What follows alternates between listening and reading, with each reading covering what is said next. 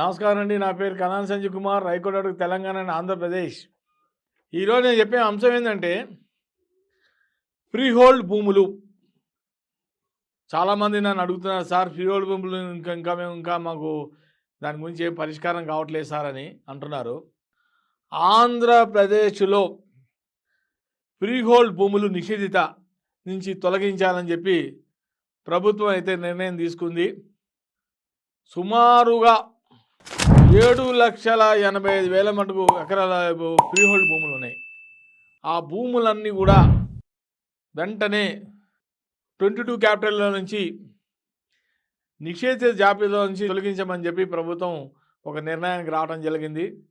ఈ మధ్య రెవెన్యూ మంత్రి గారు కూడా చెప్పడం జరిగింది. చాలామంది భూములు ఫ్రీ హోల్డ్లోంచి నిషేధిత జాబితాలో పడిపోవడం జరిగింది.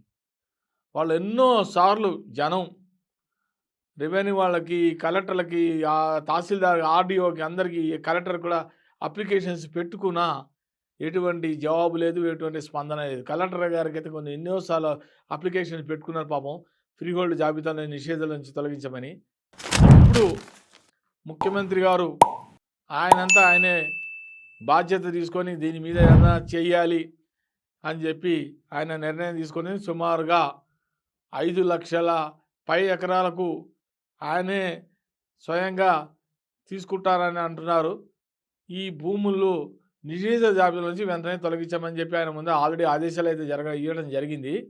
అసైన్ ల్యాండ్స్ భూములు చట్టం ఉంది. ప్రొవిషన్ ట్రాన్స్ఫర్ యాక్ట్ 1977 ప్రకారముగా ఎవరికైనా సరే 20 సంవత్సరాలు పైగా ఉన్న అసైన్ ల్యాండ్ భూములు కూడా, వాటిలో కూడా 22A క్యాపిటల్ కనుక ఉంటే కనుక తొలగించమని చెప్పి ప్రభుత్వం రెవెన్యూ వాళ్ళకి ఆదేశాలు ఇవ్వడం జరిగింది.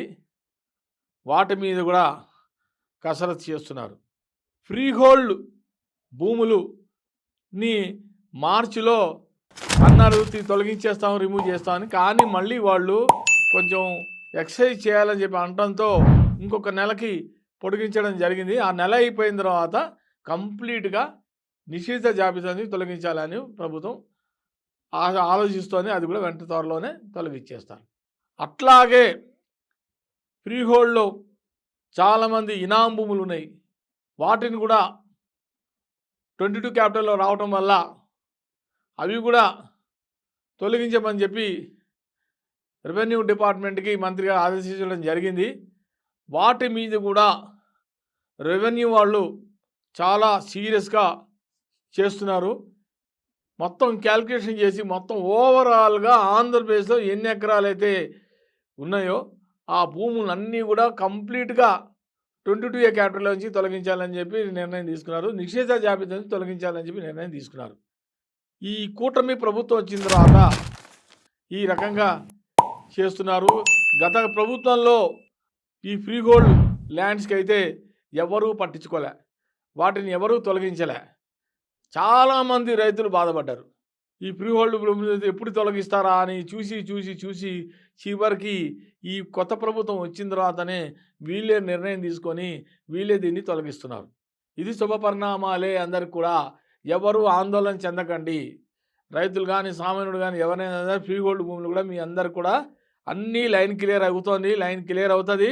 మీరెవరు కూడా ఆందోళన చెందగానే కోరుకుంటున్నారు. నమస్కారం.